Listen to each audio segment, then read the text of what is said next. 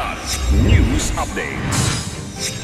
Sa ating mga balita, kauna-unahang Bangsamoro elections sa 2025 tuloy ayon kay Pangulong Ferdinand Bongbong Marcos Jr.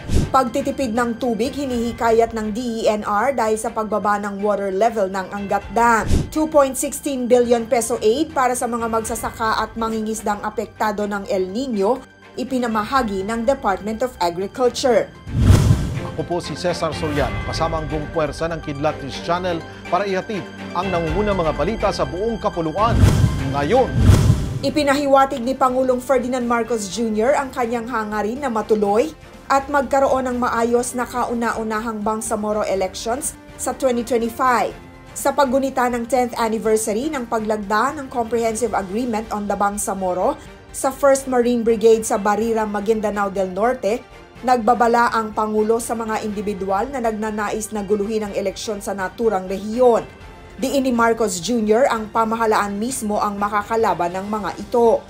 Lubos naman ikinagalak ni House Deputy Minority Leader at Basilan Representative Mujib Hataman ang ginawa ni Marcos Jr. Sa isang statement, kanyang sinabi na tuloy na ang BARM elections sa susunod na taon. At lubos niyang ikinatutuwa na kinikilala ng Pangulo ang karapatan ng mga taga Bangsamoro Region na pumili kung sino ang mamumuno sa kanila. Magpapatupad ng water conservation measures ang Department of Environment and Natural Resources o DENR para matiyak na may sapat na supply ng tubig sa gitna ng nakakaalarmang pagbaba ng water level sa Angat Dam. Saad ni DENR Undersecretary Carlos Primo David, halos 0.4 meter o half a meter ang ibinababa ng water level ng naturang dam bawat araw. Kaya't kinakailangan na magkaroon ng kaunting intervention. Sa kasalukuyan, nasa 188.45 meters ang water level ng Angat Dam. Ang minimum operation level ay 180 meters.